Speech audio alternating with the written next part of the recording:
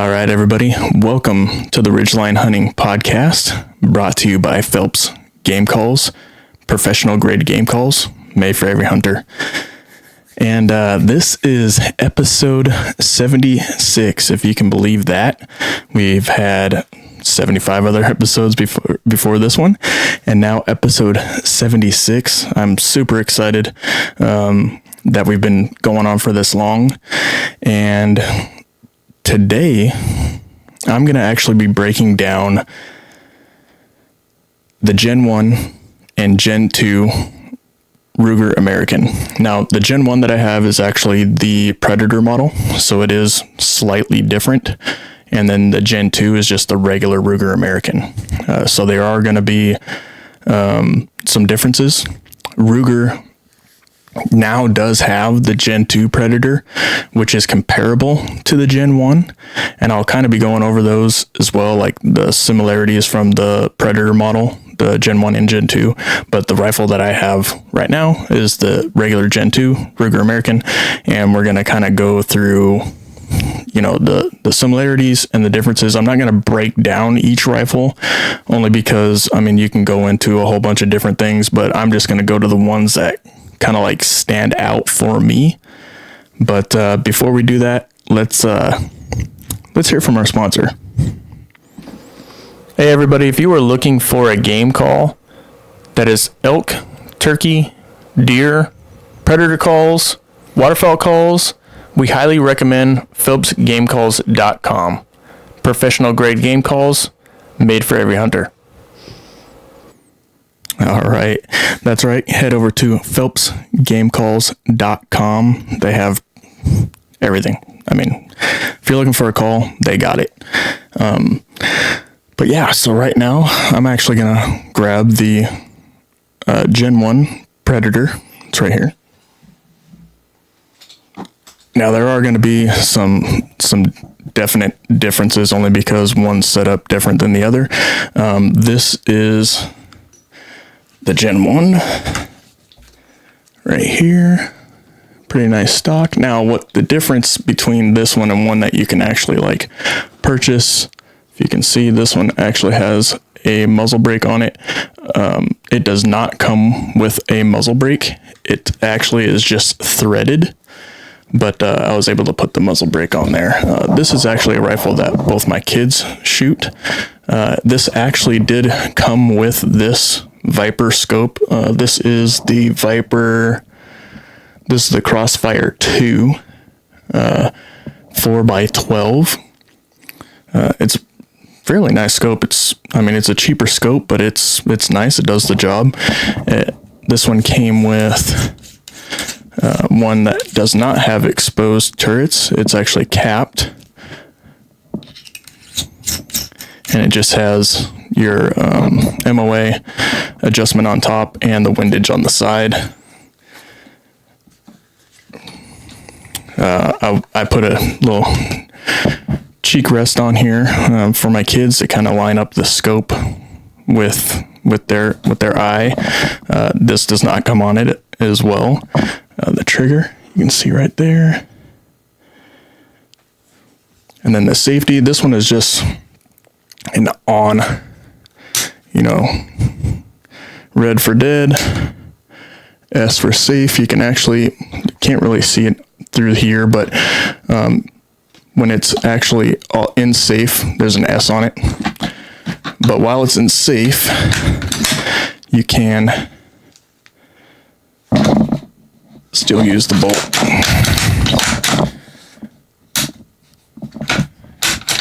Same with in fire. So there is a difference between the Gen 2 and the Gen 1 in that aspect, and we'll go over that as well. The trigger, I think, is similar. They say it's a different trigger, but it is fairly similar. The stock is a composite stock. This one I actually like better than the Gen 2. It's just nice and sleek. It does have like little grips in the front, grips here in the rear, but I don't know. Doesn't really, I wouldn't say it necessarily needs those things. This one actually has a 22-inch barrel, which comes in the Gen 2 model for the Predator. Like I said before, it just has a threaded barrel tip. It doesn't come with anything on it. It does come with the... got my mic all cut up. The rail on the top though. So this one actually came with the scope, but it does come with the rail and everything. So this one came fully set up just like this. I only added the cheek rest and the muzzle brake on here. This muzzle brake is pretty sweet. You can actually attach a can to it, or silencer, whatever you want to call that. Here's the other difference too. The magazine design is completely different between the two. If it's going to zoom in or not. There we go. Or get in focus there. It is completely different design from the Ruger Gen 1 to the Gen 2. They were saying that they're having some feeding issues. This particular rifle, this is in 6.5 Creedmoor. This does not have any type of loading issues that I've come in contact with. I think this thing probably has 300 or 400 rounds through it. No issues. Loading, not one round. Let's just lay this. Sorry, everybody. Let's just lay that down on the ground. But I haven't had any loading issues at all. I would say the stock is what it is. I mean, it's a fairly cheap rifle. I believe I picked up that rifle for $650. So I think it was like $649. So plus tax, whatever that would have came out to at the time. It did come with the scope. So that is difference between what you're going to get nowadays for the Gen 2. I don't think they offer any type of scope variation right now. I mean, it is extremely new, so maybe later on down the road, that might end up being an option. But, so for the Ruger Gen 2, now this one does not come with the scope. It does come with the rail on the top. You can see right here, there is a rail on the top that you can put your scope to. This one does have an adjustable cheek riser. These pop off and pop back on. You can actually get different sizes. And then you can also change the adjustments here in the end of the stock. You can actually get different pieces through Ruger that can adjust the length of pull. This one does have a 3-stage safety. So right now, this is on fire. This is the first stage. Allows you to open, load in a round, but you cannot pull the trigger. And on the second one, just to let everybody know, this is not loaded. Magazine is empty. On the second one, you cannot move the bolt at all. And then all the way up, red means dead, you can fire the rifle. So obviously the stock is completely different. It does have like this weird, I don't know, kind of grippy outer coating to it. It's fairly noisy. I mean, you guys can probably hear that in the background. That's just me, like,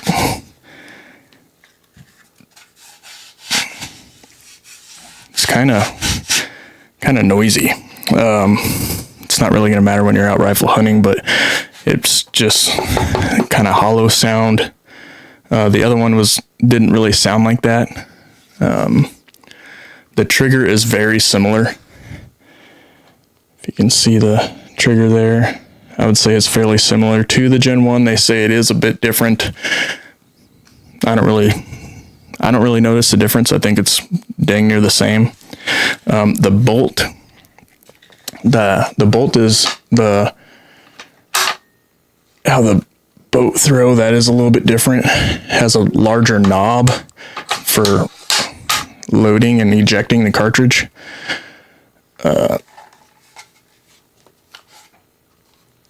The magazine is built a little bit different. Now this is a different cartridge as well. This is in 7 PRC.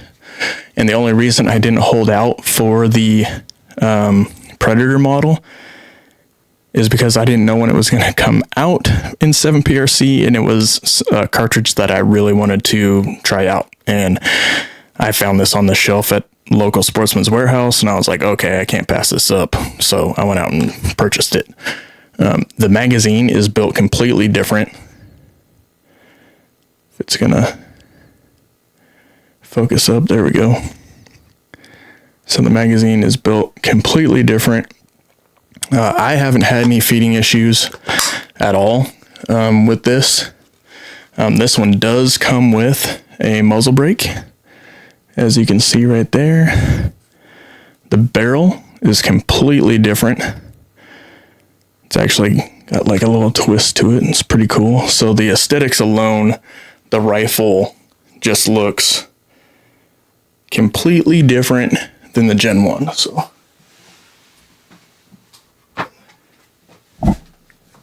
let's go ahead and grab this one again.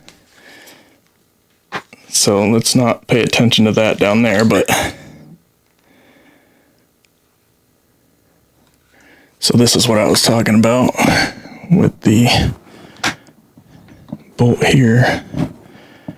It's completely different. This one's like all one piece.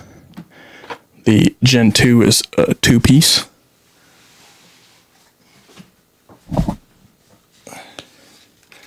So if you wanted to, you can actually change out this little knob here. You can actually put a different one on. Now, for the Gen 1 and possibly the Gen 2, I am going to change out the chassis. So on the Gen 1, the Gen 1, MDT actually makes a really nice chassis for this. I'm looking at the Oryx. Just looking at it, I'm not sure if I'm going to change it out or not. Number one, you need the money for it.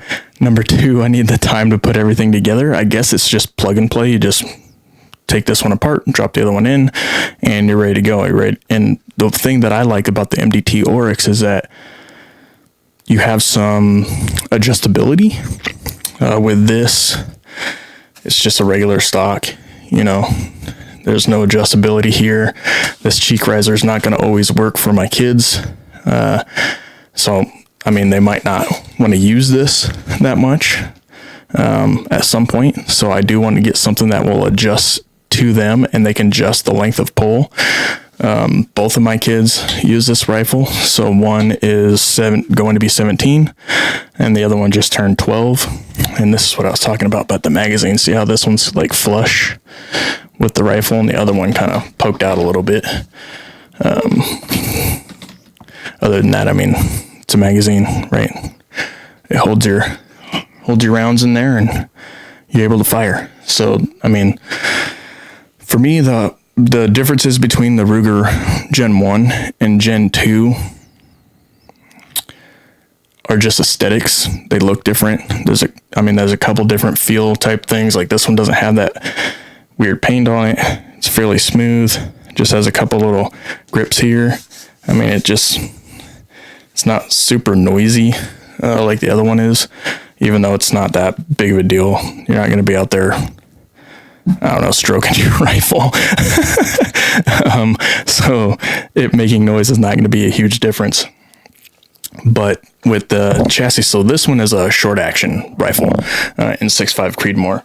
And MDT for Ruger, they don't make anything that's for a long action rifle. So there are a couple different manufacturers out there that do, but one of them, it's more of like a AR-15 style buttstock. So you can use any type of like AR type stock. Right now, here in Washington State, I'm not even sure if I can even purchase something like that. So I'm going to have to look into that. So if that is the case, because basically for anything that's like for an AR-15, we are not allowed to purchase parts or anything like that. But I don't know if, I could be completely wrong. I don't know if that means anything for like butt stocks or anything like that. And it's for a bolt action rifle. So I don't know. I haven't really looked into it. If anybody in the comments knows, you can drop a comment. Let me know. That'd be great. But there is a chassis out there for a long action Ruger American, and I will actually drop that in the comments because I can't remember off the top of my head the manufacturer of that chassis, but I'm looking into that as well just to get a little bit more adjustability and a little bit more function out of the Gen 2. But as of accuracy, I honestly don't see a difference. Obviously, if anybody's been watching any of the chronograph data out on the range for the Ruger Gen 2 that I've posted, there is velocity issues when it comes to a 20-inch barrel. So the regular Ruger Gen 2 American has a 20-inch barrel. The Gen 2 has the Gen 2 has a 20-inch barrel. The Gen 1 has the 22-inch barrel. So the barrel lengths are completely different. But the Gen 2 Predator has a 22-inch barrel. And I think if you go with the Ruger Gen 1 Go Wild, that one might be a 22-inch barrel, or it might be a 24-inch barrel, but all of these rifles are all under like $700. So, I mean, you're getting a steal of a deal. The reason why I went with the shorter barrel, why I wasn't really concerned with either one, is that I was planning on putting on a can on the Gen 2. So I didn't want a 24-inch barrel or 22-inch barrel with a 6-inch can on there going into the backcountry. So now I go from like 20 inches. So I'm planning on putting maybe a 6-inch can on there. I can't really remember. That will bring it, just under 26 inches. But if I'm already almost starting there and then put another, can on there, and now I have like a 30-inch freaking barrel, that's a huge difference when you're in the backcountry here in Washington State, only because you're going through buckbrush and blackberry bushes and all this other stuff. And now if you have it in your pack, out of screen here is my hand, but it's going to be way up over your head, or you're going to have to adjust it in your pack, and it's going to have to sit really low, and you might end up like kicking the butt of the stock and everything. So, or you get like a folding stock would be your option getting out of that length, but finding a folding stock for the Gen 2 might be a little bit difficult, but maybe not. Maybe with that the AR style. So it's all I'm trying to remember who makes it. I can't remember who makes it off the top of my head, but because of that AR butt stock option, maybe you can get one that folds. That would be like your option if you wanted to go with the super long can on there, but you can. It's threaded. It already comes with a muzzle brake, but if you want to take that off, you can. It's not a big deal, and then you can throw on whatever silencer or can or whatever you want to go with on there. But yeah, so I would say accuracy-wise, I'm not seeing anything accuracy-wise that it has changed. The Ruger has built rifles for years, and I think they just actually had their 75th year anniversary. There is a Ruger Gen 2 75th year anniversary edition. It's so the Predator model, it's green with this splash on it, and then it's like a bronze barrel in action. So these ones are like a gray. The Gen 2 Predator is like a bronze color. It looks gold in the pictures, but I think it's like bronze. And then the stock itself is green with a bronze splash in it. The 75th anniversary edition you can see on Ruger.com. It's actually black, red, and white splash. So this one's kind of like a dark gray with light gray. Maybe a little bit of black in there. Kind of a splash coating on there. It's I don't know. It's hard to explain. It's kind of rubbery. I don't know. It's kind of rubbery, kind of feel to it. I don't know. It actually just feels kind of cheap, to be honest with you. But I mean, the rifle is. I mean, I bought this for $5.99. Shoots freaking phenomenal. I did take it out bear hunting and deer hunting this year, which I didn't see either or. I didn't see a bear or a deer. Pretty discouraging, actually, but it wasn't able to feast yet. So really looking forward to next summer when bear season comes back around. So maybe I can get something with the 7 PRC. But my oldest son, he was actually able to shoot a deer with the 6.5 Creedmoor and freaking stoned it. Didn't move. It just dropped right in its tracks. But for accuracy wise, I mean, both rifles are within an inch. I'm not a bench shooter. I'm not your average your guy that's out on the targets just blasting away all the time. I usually just sight them in and get going. But now that I have the 7 PRC, I've actually put in some time and shot out to a decent amount of distance. For me is 540 yards is the longest shot I've taken so far.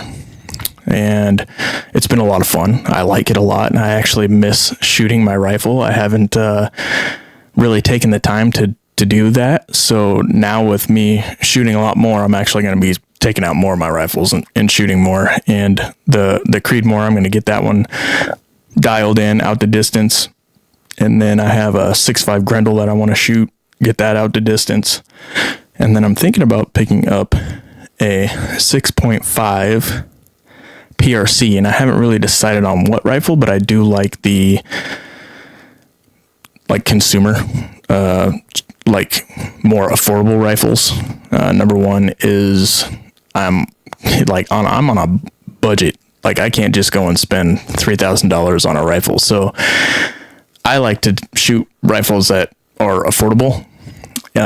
Number one, it makes my wife happy. And number two, it shows that you don't need the most expensive rifle out there to get the job done. And for me, I'm a hunter, and I would say 500 yards is a decent enough poke to where if that rifle can do it and can do it consistently, then you've purchased the right rifle. And for me, if you're going to go with the Ruger Gen 1 or the Ruger Gen 2, I don't think that you have really anything to worry about, really, except for if you're looking on the velocity on the back of the box for your Ruger Gen 2 with the 20-inch barrel, you are probably not going to get close to those velocities. So if you're looking at something like a speed demon, I would probably go with the Ruger Gen 2 Predator model, which gets you that 22-inch barrel, and you can just grab one of those factory loads and you should be fairly close to the specs on the back of the box. Now,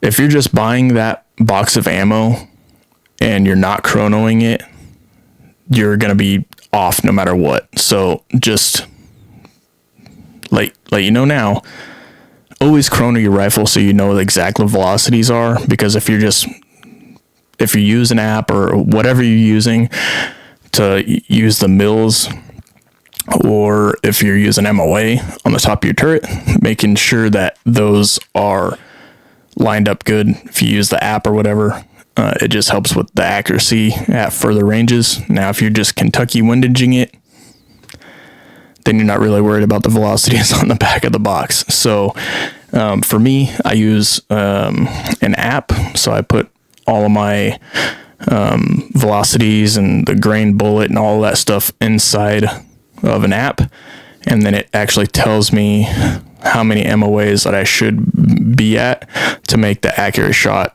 out to distance. So yeah, so if that's the route that you're going and that's what you're doing, that's what I recommend. For the Ruger Gen 1 and Gen 2, I don't think you can go wrong with either rifle and with either cartridge, really. The Ruger Gen 1s, if they're still around, you're going to find them super discounted price because of all these Gen 2s that are coming in, and the Gen 2s are coming in fairly cheap. I think even the Predator model and just the regular Ruger American model are both at $5.99. all the cartridges are not out yet for the Predator model. So if you're willing to wait, I would wait for that cartridge that you're looking for to come out. They do have some of the newer ones that are coming out too, the 6mm ARC, 22 Creedmoor. They have all those coming out. So if you want to, hold off, wait for your local store or wherever you can order it to come in, and you can purchase those if you're looking at a Ruger. But yeah, everybody, that's going to be it. So if you liked this podcast, subscribe, follow. If you're watching, please give a thumbs up, comment. We want to know what you're thinking. I did not go into deep detail on this. If you really want to find all that information, you can find it on Ruger.com. They have all the specs, and you can actually have them both up on the screen. If I had my laptop up and running, I could probably just go through all those specs, but really didn't want a hour podcast on, the actual different triggers. Cause they're completely different triggers that are in these two, but if you're just looking at them and comparing it, like the trigger pull and everything, they're almost exactly the same to me. Someone else can, say different, but that's their opinion, and this is my opinion, and I'm not your pro shooter, so I'm not going to feel the difference on both of those. They feel the same to me. The safeties are completely different. The aesthetics are different barrel. The stocks are completely different. One's more adjustable than the other. But if I were you, I'd maybe just save up and see if you can find a different chassis, really make it super dialed to you. That's what I'm going to do. But yeah, so hit the thumbs up, comment, follow, and subscribe, and we'll catch you later. Have a good night, everybody.